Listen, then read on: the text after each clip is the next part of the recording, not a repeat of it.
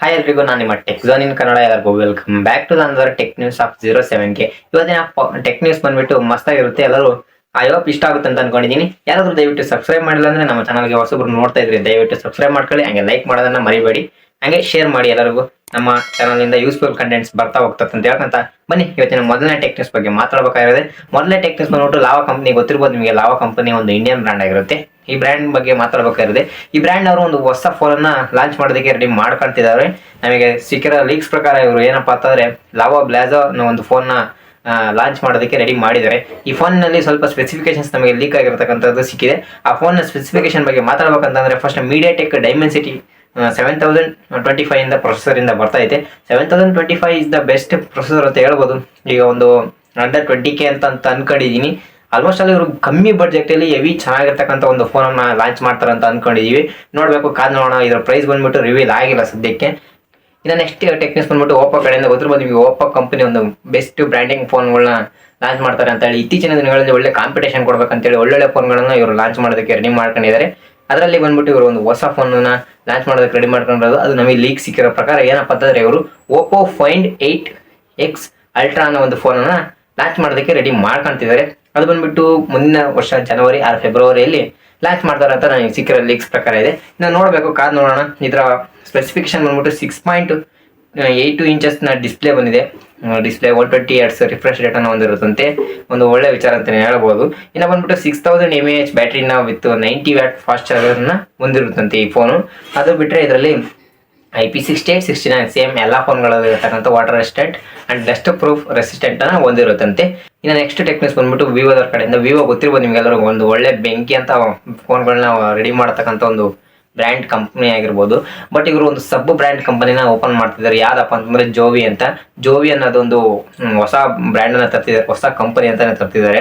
ಒಳ್ಳೆ ಚೆನ್ನಾಗಿದೆ, ಒಂದು ಹೆಸರು ಕೇಳೋದಕ್ಕೆ ಒಂಥರ ಮಸ್ತಾಗೈತೆ ಅಂತ ಹೇಳ್ಬೋದು. ಆದ್ರೆ ಇವರು ಆ ಹೆಸರಿನಲ್ಲಿ ಮಾಡ್ತಿರ್ತಕ್ಕಂಥ ಅಂದ್ರೆ ಫೋನ್ ಮ್ಯಾನುಫ್ಯಾಕ್ಚರ್ ಮಾಡ್ತಿದಾರಲ್ಲ, ಅವರು ಸ್ವಲ್ಪ ಫೋನ್ಗಳು ಮಾಡೆಲ್ಗಳನ್ನ ನಮಗೆ ಸ್ಪೆಸಿಫಿಕೇಶನ್ಸ್ ಲೀಕ್ ಮಾಡಿದ್ದಾರೆ.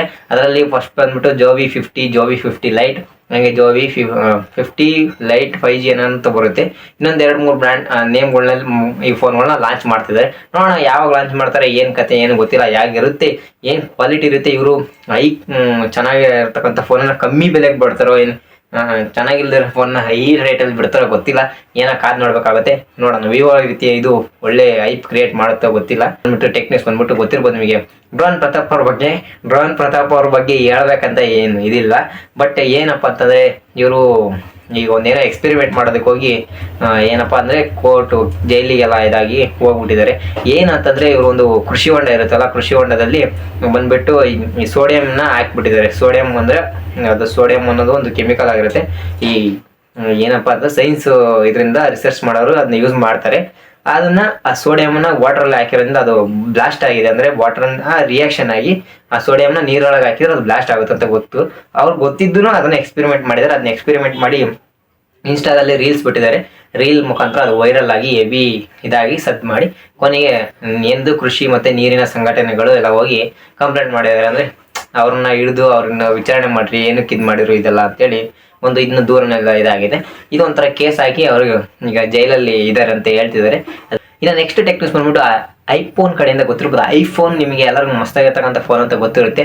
ಬಟ್ ಇವರು iPhone 17 ನೆಕ್ಸ್ಟ್ ಇಯರ್ ಲಾಂಚ್ ಮಾಡೋದಕ್ಕೆ ರೆಡಿ ಮಾಡ್ಕೊಂತಿದ್ದಾರೆ. ಅದರಲ್ಲಿ ಇರ್ತಕ್ಕಂಥ ಒಂದು ಗೊತ್ತಿರ್ಬೋದಲ್ಲ ನಿಮಗೆ, ಬ್ಯಾಕ್ ಈ ಒಂದು ಫ್ರೇಮ್ ಬರುತ್ತಲ್ಲ, ಆ ಫ್ರೇಮಿಂದ ಒಂದು ಹಿಂದೆ ಬ್ಯಾಕ್ ಕ್ಯಾಮ್ರಾ ಒಂದು ಮಾಡೆಲ್ ಇರುತ್ತಲ್ಲ, ಆ ಫ್ರೇಮಿನ ಒಂದು ನಮಗೆ ಲೀಕ್ ಸಿಕ್ಕಿದೆ. ಏನಪ್ಪಾ ಅಂದ್ರೆ ಆ ಫ್ರೇಮ್ ಇಂದ ಏನಪ್ಪಾ ಅಂತಂದ್ರೆ ಹಿಂದೆ ಈ ಗೂಗಲ್ ಪಿಕ್ಸೆಲ್ ಅಲ್ಲಿ ಬರುತ್ತಲ್ಲ ಕ್ಯಾಮ್ರಾಗಳು ಮಾಡಿಲ್ಲ, ಏನ್ ಸೆಂಟ್ರಲ್ ಹಿಂಗೆ ರೌಂಡ್ ಸರ್ಕ್ಯುಲರ್ ಶೇಪ್ ಹತ್ರ ಸರ್ಕ್ಯುಲರ್ ಶೇಪ್ ಅಲ್ಲಿ ಏನೋ ಬರುತ್ತಲ್ಲ, ಸಿಲಿಂಡ್ರಿಕಲ್ ಶೇಪ್, ಆ ಟೈಪ್ ಇದು ಒಂದು ಮಾಡೆಲ್ ನ ರೆಡಿ ಮಾಡ್ತಿದ್ದಾರೆ. ಅಂದ್ರೆ ಸೇಮ್ ಆಸ್ ಗೂಗಲ್ ಪಿಕ್ಸೆಲ್ ತರನೇ ಇರ್ಬೇಕಂತ ಮಾಡ್ತಿದ್ದಾರೆ.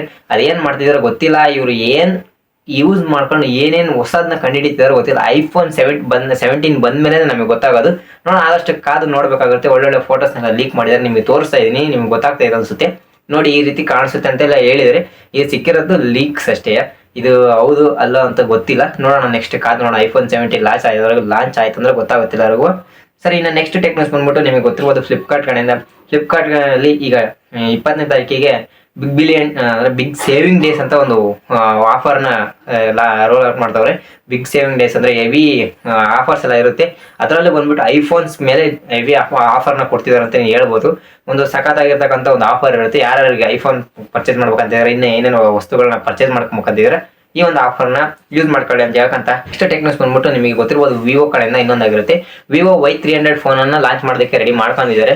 Y300 ಏನಪ್ಪಾ ಅಂತಂದ್ರೆ ಇದರ ಸ್ಪೆಸಿಫಿಕೇಶನ್ ಸ್ವಲ್ಪ ಲೀಕ್ ಆಗಿದಾವೆ. ಅದು ಯಾವಾಗ ಲಾಂಚ್ ಮಾಡ್ತಾರೆ ಏನೋ ಗೊತ್ತಿಲ್ಲ ನನಗೆ ಸದ್ಯಕ್ಕೆ. ಇದು ಸ್ವಲ್ಪ ಲಾಂಚ್ ಮಾಡ್ತಾರಂತ ಗೊತ್ತೈತೆ, ಬಟ್ ಅದು ಏನಕ್ಕೆ ಅಂತ ಗೊತ್ತಿಲ್ಲ. ಅದು ಇಂಡಿಯಾದಲ್ಲಿ ಅಂತೂ ಲಾಂಚ್ ಮಾಡಲ್ಲ ಅಂತ ಹೇಳ್ತವ್ರೆ. ಇದು ಬಂದ್ಬಿಟ್ಟು ಚೈನಾದಲ್ಲಿ ಲಾಂಚ್ ಮಾಡ್ತಾರಂತೆ. ಚೈನಾ ಬಟ್ ಇಂಡಿಯಾದಲ್ಲಿ ಏನಕ್ಕೆ ಲಾಂಚ್ ಮಾಡ್ತಾರೆ ಇಲ್ಲ ಗೊತ್ತಿಲ್ಲ. ಇದೊಂದು ಹೈ ಬಡ್ಜೆಟ್ ಫೋನ್ ಅಂತಾನೆ ಹೇಳ್ಬೋದು. ಒಳ್ಳೆ ಸ್ಪೆಸಿಫಿಕೇಶನ್ಸ್ ಹೊಂದೈತಿ. Dimensity 6000 processor, MediaTek Dimensity 6300 ಪ್ರೊಸೆಸರ್ನ ಹೊಂದೈತೆ. ಇನ್ನು 6500 mAh ಕೆಪಾಸಿಟಿ ಬ್ಯಾಟ್ರಿ, ಹಂಗೆ 44 ವ್ಯಾಟ್ ಫಾಸ್ಟ್ ಚಾರ್ಜರ್ನ ಈ ಫೋನ್ ಹೊಂದಿರುತ್ತೆ. ಇನ್ನು ನೆಕ್ಸ್ಟ್ ಬಂದ್ಬಿಟ್ಟು ಇದರಲ್ಲಿ 6.77 ಇಂಚಸ್ನ ಡಿಸ್ಪ್ಲೇ ವಿತ್ 120 Hz ರಿಫ್ರೆಶ್ ರೇಟ್ನ ಹೊಂದಿರತಕ್ಕಂಥ ಫೋನ್ ಇದಾಗಿರುತ್ತೆ. ರೇರ್ ಕ್ಯಾಮ್ರಾ ಬಂದ್ಬಿಟ್ಟು 50 ಮೆಗಾ ಪಿಕ್ಸೆಲ್ ಇಂದ ಹೊಂದಿದೆ. ಫ್ರಂಟ್ ಕ್ಯಾಮ್ರಾ ಬಂದ್ಬಿಟ್ಟು 32 ಮೆಗಾ ಪಿಕ್ಸೆಲ್ ಇರ್ಬೋದು ಅಂತ ಒಂದು ಲೀಕ್ ಸಿಕ್ಕಿದೆ. ಗೊತ್ತಿಲ್ಲ ಏನಾಗುತ್ತೆ ಏನು ಕತೆ ಅಂತ. ಇದು ಚೈನಾದಲ್ಲಿ ಲಾಂಚ್ ಆಗುತ್ತಂತೆ, ಬಟ್ ಇಂಡಿಯಾದಲ್ಲಿ ಲಾಂಚ್ ಆಗುತ್ತಿಲ್ಲ ಅನ್ನೋದು ಇನ್ನು ಸ್ಪೆಸಿಫಿಕೇಶನ್ಸ್ ಅಂದ್ರೆ ಲೀಕ್ಸ್ ಸಿಕ್ಕಿಲ್ಲ.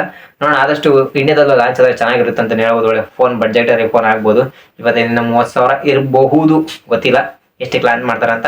ಐ ಹೋಪ್ ಇಷ್ಟು ನಿಮಗೆ ಟೆಕ್ ನ್ಯೂಸಸ್ ಇಷ್ಟ ಆಗಿದೆ ಅಂತ ಅನ್ಸುತ್ತೆ. ಎಲ್ಲರಿಗೂ ದಯವಿಟ್ಟು ಲೈಕ್ ಮಾಡಿ. ಇನ್ನು ಯಾರು ಸಬ್ಸ್ಕ್ರೈಬ್ ಮಾಡಿಲ್ಲ ಸಬ್ಸ್ಕ್ರೈಬ್ ಮಾಡ್ಕೊಳ್ಳಿ, ಹಂಗೆ ಶೇರ್ ಮಾಡಿ, ಎಲ್ಲರೂ ಸಪೋರ್ಟ್ ಮಾಡಿ ಅಂತ ಹೇಳ್ಕಂತ ಓಕೆ ಈ ವಿಡಿಯೋನ ಮುಗಿಸ್ತೇನೆ. Okay, bye bye, see you in the next video.